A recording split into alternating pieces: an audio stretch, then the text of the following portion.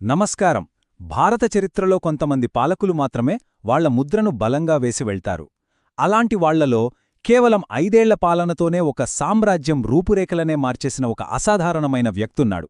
అతనే షేర్ షా సూరి. అతని కథ మొఘలుల కన్నా ముందే మొఘల్ సామ్రాజ్యానికి పునాది వేసిన ఒక గొప్ప దార్శనికుడి కథ. పదండి, ఆ సామ్రాజ్య నిర్మాత ప్రస్థానమేంటో వివరంగా తెలుసుకుందాం. వింటుంటేనే ఆశ్చర్యంగా ఉంది కదూ. కేవలం 5 సంవత్సరాలు. ఆలోచించండి, జస్ట్ 5 years. కంటికి రెప్పపాటులాంటి ఈ కొద్ది సమయంలోనే ఒక వ్యక్తి అప్పటి అస్తవ్యస్త రాజకీయాలను పూర్తిగా మార్చేసి పరిపాలన అంటే ఎలా ఉండాలో చేసి చూపించాడు. ఆర్థిక వ్యవస్థకు కొత్త ఊపిరి పోశాడు. ఆ తర్వాత దాదాపు 2 శతాబ్దాల పాటు నిలిచిన ఒక మహా సామ్రాజ్యానికి కావలసిన బ్లూ ప్రింట్ను సిద్ధం చేశాడు. ఆ అద్భుతమైన పాలకుడే షేర్షా సూరి. చరిత్రకారులు షేర్ షానే సరదాగా మొఘలులకు ముందున్న మొఘల్ అని పిలుస్తారు. ఎందుకలా అంటారు? అదే మనమిప్పుడు చూడబోతున్నాం. ఆయన ప్రవేశపెట్టిన విధానాలు ఎంత పక్కాగా ఉన్నాయంటే ఆ తర్వాత వచ్చిన అక్బర్ లాంటి గొప్ప చక్రవర్తులు కూడా వాటిని దాదాపుగా ఫాలో అయిపోయారు.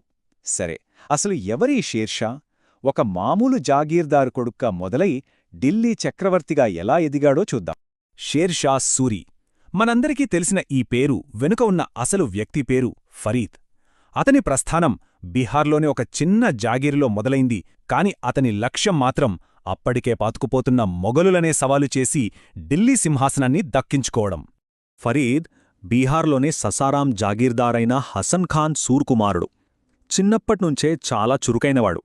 అప్పట్లో ఎడ్యుకేషనల్ హబ్గా ఉన్న జౌన్పూర్కి వెళ్లి సంస్కృతం, పర్షియన్ భాషల్లో మంచి పట్టు సాధించాడు.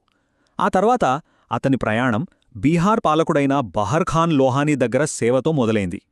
ఇక్కడే అతని జీవితాన్ని ఒక్కసారిగా మార్చేసిన ఒక ఇన్సిడెంట్ జరిగింది. ఒకసారి వేటకు వెళ్ళినప్పుడు బహర్ఖాన్పై ఒక పులి దాడి చేయబోతే ఫరీద్ ఒంటరిగా ఒంటిచేత్తో ఆ పులిని చంపేశాడు. ఆ ధైర్యానికి మెచ్చిన బహర్ఖాన్ అతనికి షేర్ఖాన్ అని బిరుదిచ్చాడు. షేర్ అంటే పులి, ఖాన్ అంటే ప్రభు.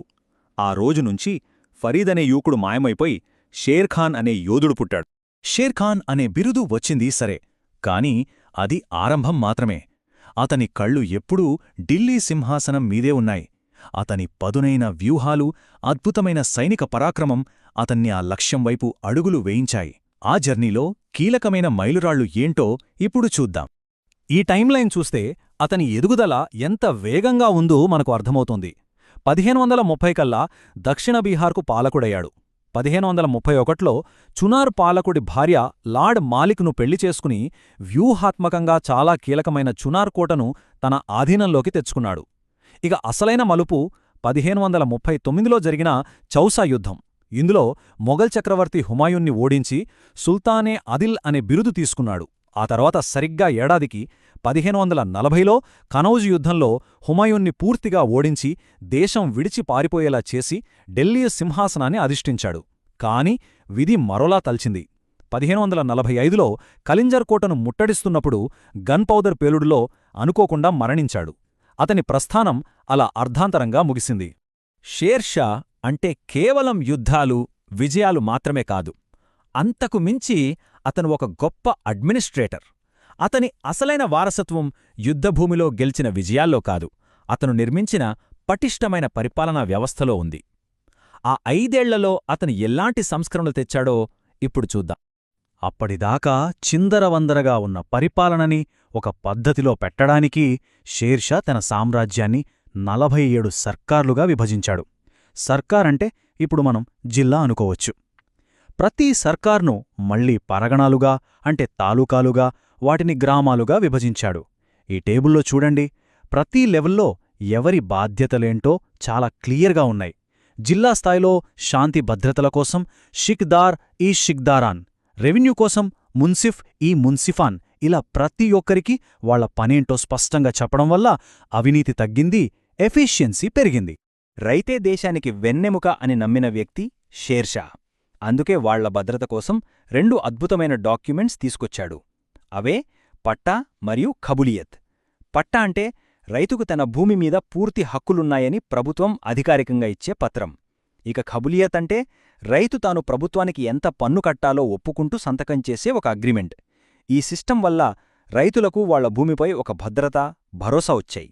అదే సమయంలో ప్రభుత్వానికి ఎంత ఆదాయం వస్తుందో ఒక క్లారిటీ వచ్చింది. షేర్ షా ఆర్థిక వ్యవస్థను మొత్తం ప్రక్షాళన చేశాడు.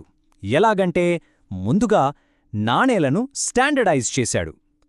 178 గ్రెయిన్ల బరువుతో స్వచ్ఛమైన వెండి, రూపాయ, ఇంకా రాగి డ్యామ్ నాణేలను ప్రవేశపెట్టాడు.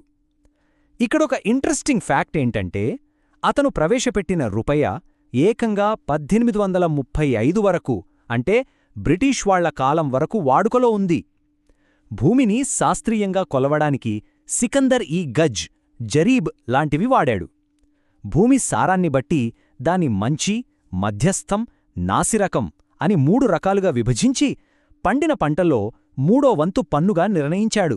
అంతేకాదు, కరువులాంటి కష్టకాలంలో రైతులను ఆదుకోడానికి తక్కావీ పేరుతో లోన్లు కూడా ఇచ్చేవాడు. ఈ సంస్కరణలన్నీ వ్యాపారాన్ని పెంచాయి, సామ్రాజ్యానికి బలమైన ఆర్థిక పునాది వేశాయి. న్యాయం విషయంలో షేర్ షా అస్సలు రాజీపడేవాడు కాదు. బంధుప్రీతి, వివక్ష అనేవి ఆయన డిక్షనరీలోనే లేవు. తప్పు చేస్తే సొంత కొడుకైనా సరే శిక్ష పడాల్సిందే అనేంత కఠినంగా ఉండేవాడు. గ్రామాల్లో ఏదైనా నేరం జరిగితే ఆ ఏరియా అధికారులదే బాధ్యత అని రూల్ పెట్టాడు. ఈ నిష్పక్షపాతమైన న్యాయం వల్లే ప్రజలు ఆయన్ని ఎంతో గౌరవంతో న్యాయసింహ అని పిలుచుకున్నారు. ఒక సామ్రాజ్యం బలంగా నిలవాలంటే కనెక్టివిటీ చాలా ముఖ్యం. రోడ్లనేవి రక్తనాళాల్లాంటివి అని షేర్షాకి బాగా తెలుసు. అందుకే ఆయన బెంగాల్లోని సోనార్గావ్ నుంచి సింధ్ వరకు ఉన్న పురాతన గ్రాండ్ ట్రంక్ రోడ్ను బాగు చేయించాడు. అంతేకాదు, ఆగ్రా, జోధ్పూర్, లాహోర్, ముల్తాన్ లాంటి చాలా కొత్త హైవేలను కూడా నిర్మించాడు. ఇక ప్రయాణికుల కోసం ప్రతి 2 కోసులకు ఒక సరై అంటే రెస్ట్ హౌజును కట్టించాడు. ఈ సరైలు కేవలం రెస్ట్ తీసుకోవడానికి మాత్రమే కాదు, కొన్నింటిని డాక్ చౌకీలుగా అంటే పోస్ట్ ఆఫీసులుగా కూడా వాడేవాళ్లు. ఇది అప్పట్లోనే ఒక వేగవంతమైన పోస్టల్ సర్వీస్కి పునాది వేసింది. మనం మొదటి చెప్పుకున్నట్టు షేర్షా ప్రవేశపెట్టిన ఈ గొప్ప సంస్కరణలు అతనితోనే ఆగిపోలేదు.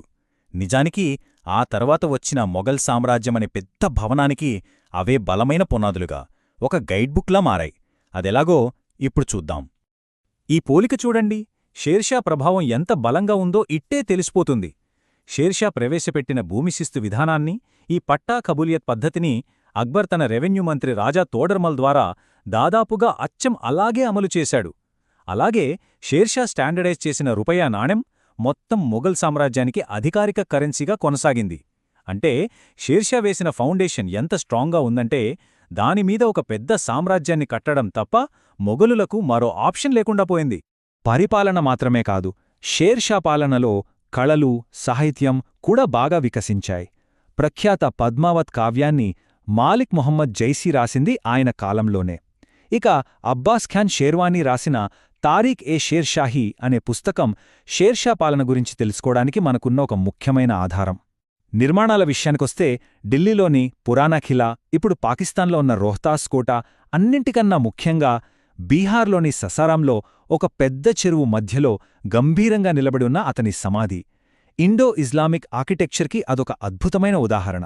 సో చివరగా మనం చెప్పుకోవాల్సిందేంటంటే షేర్షా సూరి కేవలం 5 ఏళ్లు పాలించిన ఒక రాజు కాదు. అతను ఒక విజనరీ, ఒక సిస్టమ్ బిల్డర్.